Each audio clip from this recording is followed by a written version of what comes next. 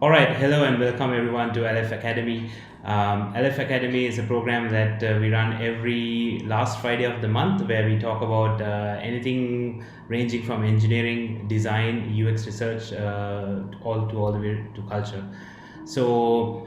Today's guest is Erik Posthuma. Erik is our Chief Growth Officer at Aleph. To anyone who's from Aleph and is a fan of the show, Erik needs no introduction, but he's we've done a couple of sessions with him before. We speak a lot about DeFi, Web3, blockchain. So welcome back, Erik, to the show. Thanks for having me, Janaka. I want to get right into it, Erik. Last couple of days ago on Straits Times, we saw the CEO of DBS giving an interview, and he mentioned that in 5 to 10 years, blockchain is going to power the back office of the world. Uh, what do you make of this thought? Well, what I thought was interesting is, we have a lot of conversation with financial service companies, whether it's banks or insurance.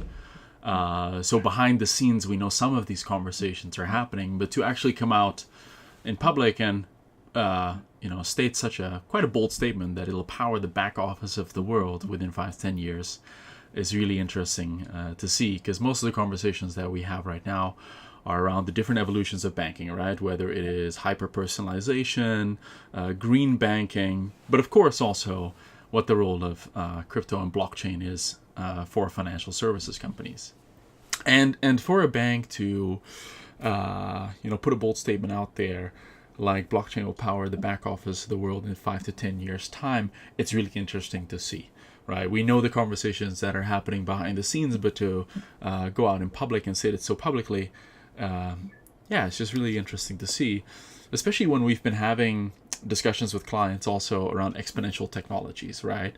A couple of years ago, we ran a lot of these workshops around the impact of exponential technologies on financial services, banks, and other types of businesses.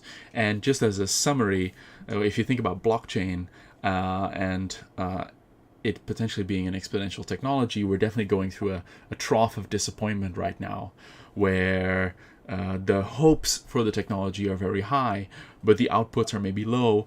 And because there's an extended period of time of this, people get a bit disappointed, they get impatient. And I think seeing the CEO of DBS talk about it, saying, look, we're going through this moment right now, but in 5 to 10 years time, it's going to have such a massive impact on the world. It could be the back office for all of financial services. And if I think about other exponential technologies and kind of the waves that they go through, you can think about mobile phones. Mobile phones became wildly popular when iPhone, Android came out, but actually mobile smartphones already existed for probably a decade before that. I can think about things like email. We just had a Medium article on Academy Medium around the rise of email.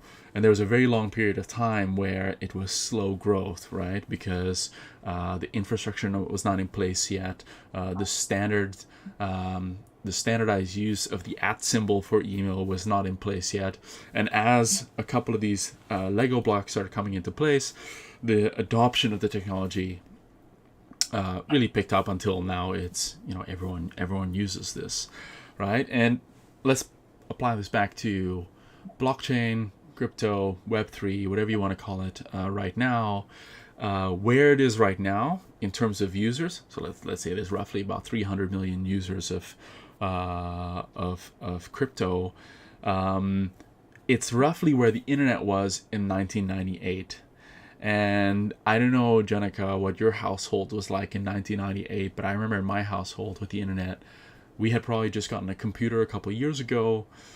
I remember that going onto the internet was a very expensive thing, or that's at least what my parents told me. So to not use it often, I remember the sound of the modem dial up to get on the internet. Like, there was a lot of friction to get onto the internet in 1998. But if you believe the numbers, of crypto usage, tracking internet usage, then actually we'll probably reach about 1 billion users in the next maybe 5 years or so. It feels uncomfortable to say that because we're not used to exponential numbers, exponential technologies, exponential growth.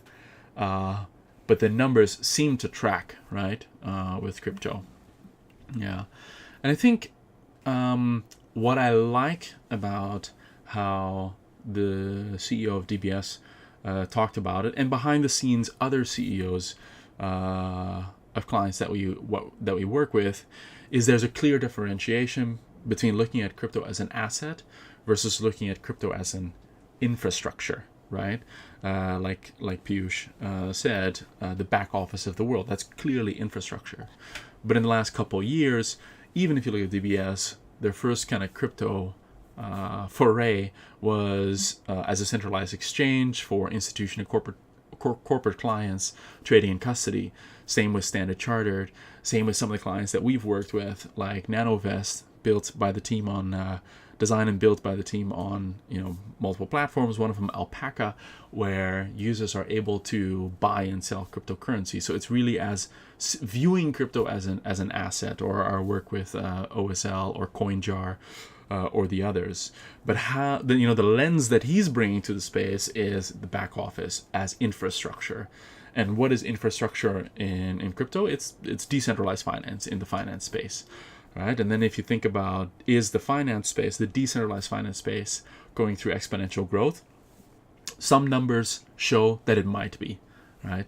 No definites here, but the usage of decentralized protocols is seeing some exponential numbers of growth, like you see here in the DeFi users over time, or the top 20 coins in 2017 versus what the top 20 coins when it comes to market cap in 2020. In 2017, it was 50% of the top 20 coins was around smart contract development and applications. Whereas in 2020, a bit more recently, it was about 70% were layer 1 coins, decentralized applications. So there's a bit of growth there. There's a heuristic point there as well. But I think for me, what's the most exciting kind of data point is the number of monthly active developers that are innovating, that are building on top of the blockchain. And that's what you see in the chart here. Like, you've got these peaks and troughs when it comes to asset price, but every time the asset price goes up, it draws a lot of developers into the space so that they start developing on the blockchain, right? So on the back office, on the infrastructure, and then when the price of crypto assets goes down, as we're seeing now, actually the developers are quite sticky and they stay around. And I think especially what we've seen in this wave is that has brought with it a wave or a rise of blockchain enterprise infrastructure providers like Fireblocks, like Infura, like an Alchemy, that try to be that middle layer between the blockchain and then exposing the capabilities of the blockchain through classic Web 2 APIs and composable architecture. Yeah. Yes. So this is kind of like how AWS and Google Cloud accelerated development on Web 2. But I want to bring things back to the title of this academy session was TradFi to DeFi, right? So do you really see large banks innovating on the back office of the world, like called the blockchain?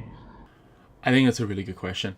And I think over the last, let's say, year or so, the Web3 research team at Aleph has seen a shift, right? If I can kind of frame it, let's say, the interaction with the blockchain has these layers. You've got user access, you've got applications, and then you've got the back office of the world, the blockchain. And what we saw in the past was that these large institutions, TradFi as we call them, but we'll kind of bucket fintech in there as well. They were building on permissioned application. And what that means is that they kind of pre-filtered who could interact with that application on a permissioned blockchain. So, pre-filtering who could interact with that blockchain, right? It's a bit of a gated innovation. And then on the other side, you had that completely decentralized Web3 wallet, like your MetaMask, like your Coinbase wallet. You had completely decentralized applications like Sushi, Uniswap, and you had the layer 1 blockchains that were completely open and composable. So the building and the innovation was happening in these silos. And I'll just give you a quick example of that.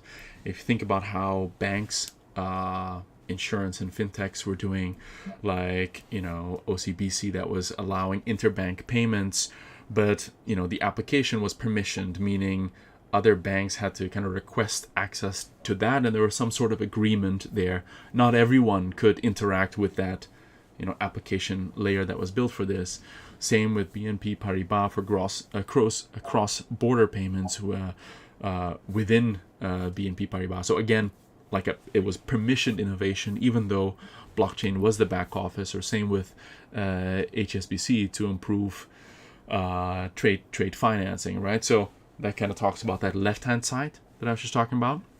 And what we saw is that on the right-hand side, you had this completely decentralized, way to trade, swap on Uniswap, or lend and borrow on Aave, where it was completely permissionless. Like anyone with assets and with a wallet could actually interact with that. This was completely DeFi. And that was, I would say, up to about, let's say, 2020. That was kind of the bulk of what we were seeing.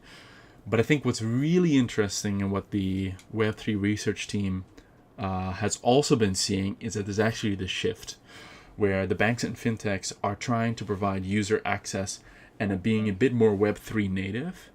And then what you're also seeing is Web3 native decentralized applications and blockchains are kind of shifting to accommodate a bit of a permissioned framework and mental model as well. Like Aave, which started out as really one of the OG lending protocols on Ethereum and now other chains as well. And it used to be completely open, completely DeFi. It still is, but it also has a permissioned pool, which is kind of boxed in. So that's that shift from pure play Web3 to a bit more permissioned. And then on the other side, you've got the I'll still lump these a little bit under TradFi, right? They're maybe not native Web3 because Coinbase is a centralized exchange, but what they're doing is they're integrating a Web3 dApp wallet directly within their centralized exchange. So you kind of have that blended user experience, still being able to log in with username and password, but then access decentralized applications through a wallet that's integrated within their app. And then you look at Robinhood, obviously famous for allowing the masses to buy fractionalized shares. They're launching a Web3 pure play wallet, which allows users to interact with the blockchain in Web3. And then you've got Revolut, right? Also a fintech darling. One of the plans that they have is to build a loyalty platform engagement coin, but using blockchain, using the open blockchain, so using decentralized finance. And by the way, just as a side note, I wanted to just thank the Web3 research team, Jared, Emily, Nicholas, and others for preparing a lot of this research that normally we show on our half-day workshops with our clients. So, shout out to them. Yeah. So you spoke about how Aave is moving towards more, the permission blockchain, like DeFi is moving towards permission blockchain, and some of the fintechs you spoke about are moving towards Web3. So, but still, how do banks fit into all of this? I think that's a really good question. So I think just to frame what you just said, right? We see on the left-hand side, this traditional finance and how they operate. We see completely on-chain DeFi on the right-hand side. And somewhere in the middle is where things are happening now and some innovations happening now. And maybe one way to think about it is let's look at what non-financial Web2 companies are doing in the space. And then you look at Twitter, which for its paid users allows you to showcase your NFT, right, within that hexagon kind of shape. The same with Meta, Facebook, sharing your NFTs on Instagram. and probably there are other platforms as well. So showcasing NFTs. And so if you and what you notice that there's no transactions there yet. There's no buying of NFTs or buying of coins or anything like that yet, or taking out a loan on DeFi. There's none of that yet. So the first step that these Web2 companies are doing is a view-only approach to blockchain and crypto. And so if you take that mental model and apply it to how traditional finance might approach it, right? On the left-hand side, traditional finance. On the right-hand side, completely degenerate decentralized finance players. There's maybe like a phased approach to becoming more blended, right? And maybe that first step is view-only DeFi, where you as a user might be able to see your on-chain assets within your mobile banking application, right? You cannot transact, you can't accidentally send to anyone, but it's a view-only DeFi, way of looking at DeFi, maybe using the open banking framework. And then maybe it shifts to permissioned DeFi, where a bank would filter what access you get to decentralized applications. So, they would pre-filter, you can only interact with Aave, you can only interact with these financial products. And then maybe the next step is completely embedded DeFi. Right. So if you kind of dig in, and again, a huge thanks to the Web3 team at Aleph. If you dig into view-only DeFi and traditional finance, let's say you have traditional finance, and these are just some mock-ups where internally we're experimenting what that world could look like that the DBS CEO Piyush described, right? Traditional finance, you have your financial capabilities, your assets, investments, credit cards, whatever, and then you've got a listing of your deposits right under there. But maybe in a view-only DeFi world, right, that first step that a bank might take in your portfolio overview, you would have a blend of your traditional finance, obviously copy and UX copywriting still to be done, but you'd have a space to view your traditional finance like equities, but then you'd also have a space to view your DeFi investments, right? So view only DeFi. And in the overview, you would see them blended as equities, cash and cash equivalents, and maybe on-chain assets.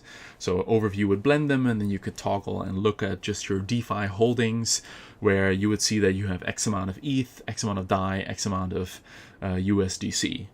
And why is it valuable? Why might this be valuable for a user? Well, for a user who has on-chain assets, to have a central place that combines your traditional and your on-chain assets in one holistic viewpoint might be valuable. You get a total picture of your assets. Why might it be valuable for a bank? It's the same way that open finance and open banking might be valuable for a bank. Like DBS might want to know what assets you have at UOB, because by knowing the total picture of your assets and your wealth, what you have, what you owe, you can provide better assistance, better financial products, all of that, right? So, in a way, why as a bank would you not want to know what on-chain assets your user has? Someone who might have, what seems to be a small amount in savings might have a massive amount in crypto assets. And, how would you talk to that type of person? That could be super valuable. So that might be a first step, right? View only DeFi. Now the next step, right, is maybe a bit more far out there, is permissioned DeFi, where maybe in your mobile banking application you get access to certain financial products that have been built on blockchain, so that have been built on that new back office that the CEO of DBS described. All right, powered by MPC wallets. We won't go too much deep into that, but it allows, it's a wallet that allows you to interact with Web3 space, giving you access to pre-filtered permission DeFi. And when you transact, insurance, like hack insurance or protocol insurance, is directly integrated within those transactions. right? So let's say I want to invest in DeFi from my regular banking application. You could imagine a part of your mobile bank where you can lend, you can earn yield, you can buy directly from that mobile app. And what's kind of interesting is that this is all already possible with those blockchain as an infrastructure players that we described before, right? Fireblocks already has a capability around enterprise MPC wallets, right? So you can give your users Web3 wallets using Fireblocks as the infrastructure. Aave, the one that we mentioned before with the permission pool, has again a collaboration with Fireblocks. So you can use Fireblocks APIs and system to give access to pre-filtered permissioned DeFi. So the financial products sit on the blockchain, are not created by the bank, which you see here, Aleph Bank. Welcome to Aleph Bank. Right? And maybe within this mobile banking experience, when you interact, when you buy insurance, like I said, protocol hacking insurance or rug insurance is integrated directly into those transactions by integration with some sort of decentralized insurance protocol. So if in a mobile banking app, we're able to have a wallet, we're able to interact with real DeFi Web3 use cases, and then once you do that, you can see any stable coin balance actually back into your full banking balance seamlessly, whether it is a Singapore dollar or a crypto Singapore dollar, like I think it's called XSGD, right? Or USDC versus USD, but it's all seamlessly shown in one place. And if you have crypto risk assets, they would be blended into your full portfolio, because that is your full portfolio. If you have any collateralized DeFi loans, they would also show up on your loans page within the mobile banking application, right? So there might be a future where even though your interaction to DeFi is permissioned, it's pre-filtered, it's also potentially safer, because some smart people have looked at the protocol, think this might be generally safe. Insurance is baked in, all of that, right? Yeah. By the way, I love these mock-ups, and it's a nice window into the future of what could be. And in this is sort of like a spectrum from TradFi to DeFi, and view only is through the mock-ups is a bit quite easy to understand. Permission DeFi, MPC wallets, or some terminology that we are familiar with. But I see embedded DeFi, and this is like completely new to me. What's this about? Yeah.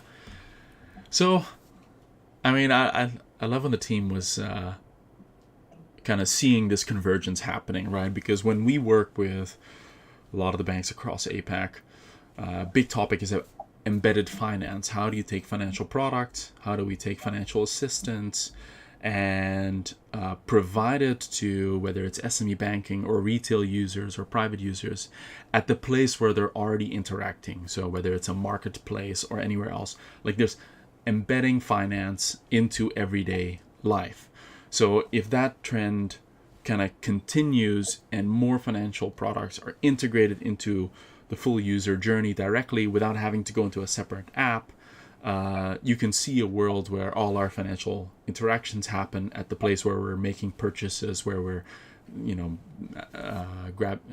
taking loans for a car or house, etc. So that's one trend. And the other trend is, if you believe in the world that the CEO of DBS has just sketched, where 5 to 10 years down the line, the back office of the world is powered by blockchain, then potentially DeFi is a big part of that. And if that then continues, then it seems logical that DeFi will be embedded into the user journey, right? So it's embedded DeFi. So that's what the team was thinking about. Yeah. So, I mean, I understand that you explained how embedded finance works in a regular web, across our web applications, across our mobile applications. But Metaverse is a kind of a hot topic these days. So how would one think about embedded finance in the metaverse? I think that's a good question, and I think for that we need to take a bit of a step back. Like, what's the definition of the metaverse? One way to think about it is anything digital outside of the real reality is the metaverse. Like us speaking like this is a version of the metaverse. It's very lo-fi, right? We know it's a screen, but it's like the start of a metaverse. It's another universe. It's a sub-universe, right? And I think a lot of people are saying metaverse is actually just metaverse reality, VR, AR, all of that. But actually, the metaverse starts in our WhatsApp chats, in our Slack channels, in these type of conversations, and now is growing into like Fortnite, Roblox, and maybe the future even more high fidelity. So you can see the metaverse as a bit of a spectrum, and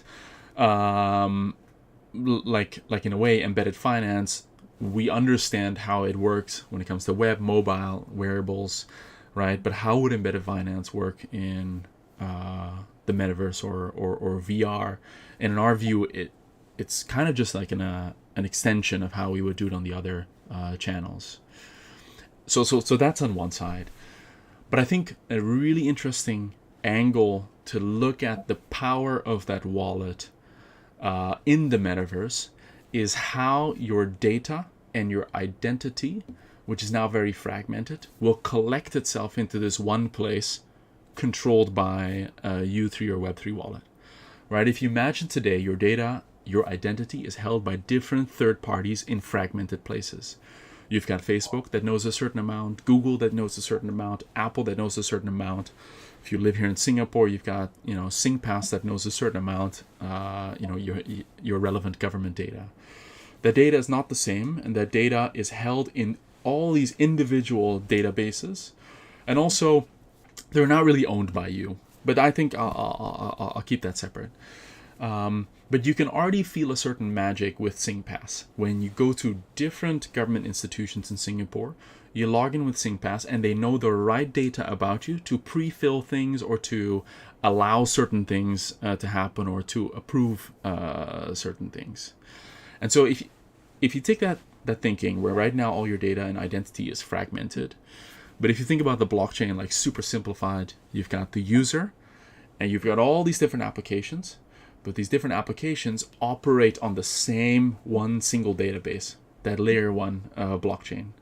So as over time you interact with the blockchain, you buy certain assets, you take out certain loans, you interact with certain websites, you read certain content, you create certain content, you start creating a centralized view, which is a bit ironic in the decentralized space if you think about it.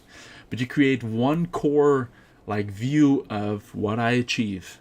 Like let's say in the future when you pass a course at university, you get an NFT. So that sits in your wallet, your identity. That is what you've achieved. Digital collectibles, things I buy.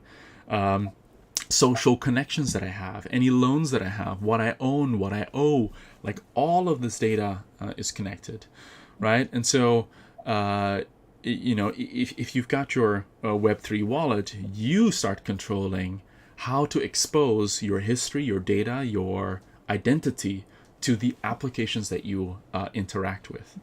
Okay, so we're gonna try to make this real because we're kind of thinking a lot of the use cases. Imagine you sign up for a game design course at General Assembly. Now you apply, you allow access to certain data, and you pay directly, not direction, directly from your Web3 wallet because you have value in there, right? You've got proof of existence that you actually exist in there. Let's say that in the past you have played a lot on Roblox and Fortnite and all of those. Like maybe that's a prerequisite for game design course where they want to see that you're actually interested in games. So they get that information. Maybe you have passed some sort of engineering or development course in the past and you received that NFT, right? So they see that. They can see whether you've passed something from General Assembly. And you can imagine a world where like you just like right now with SingPass, you just scan or however you interact, you approve what data you want to show to that application, and then they just say, yeah, okay, based on all this information, we accept you, we take your money, all in just one transaction and one press of the button. And I think that is what we're thinking about when it gets to embedded finance, right? Embedded DeFi. You've got the users, you've got all these different versions of the metaverse, like your Roblox, like your Fortnite, like your Minecraft, etc., and whatever we can think of. But everything of value, whether you have a sword in one game or one reality, whether you've achieved something in another reality, all of that data and identity sits all in that one central database, right? And you have the power to allow the application that you're interacting with to see what you want it to see about you. So if you have something in Roblox, why can you not bring it to Fortnite? And that's kind of the future that you can imagine there. I love this concept of data portability, and I think you are the one who kind of brought this word into the picture. In blockchain and Web3, we always think about wallets, but this is more like a backpack. All your stuff is in it, and you carry it along with you. Absolutely. All right, I think that's we are pretty much right on time, Eric. This was super interesting. As always, thanks a lot for your time. It's always fun chatting with you. And we have lots of content on our Medium page, so be sure to check that out on how to get signed up with the wallet and what things like MPC wallets mean. So go to our Medium page, read some of the content. Also look at some of our past sessions with Eric and also on other topics. You'll find it on our YouTube channel. But that's all the time we have for today. Thank you all for joining us.